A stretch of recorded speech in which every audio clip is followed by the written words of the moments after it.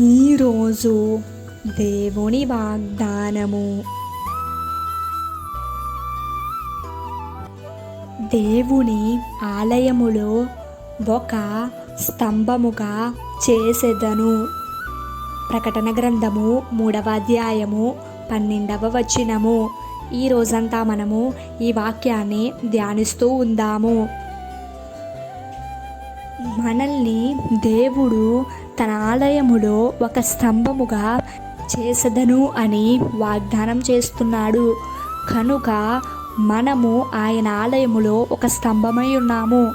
ఒక ఆలయమునకు ఒక స్తంభము ఎంత ప్రాముఖ్యమో మనము కూడా దేవునికి ఎంత ప్రాముఖ్యమై ఉన్నాము. కాబట్టి మనం మనుషులకు ఎక్కువ సమయం ఇవ్వకుండా దేవుని కొరకు ఎక్కువ సమయము ఇచ్చేవారిగా ఉందాము. అందరికీ ప్రైజ్ ద లార్డ్.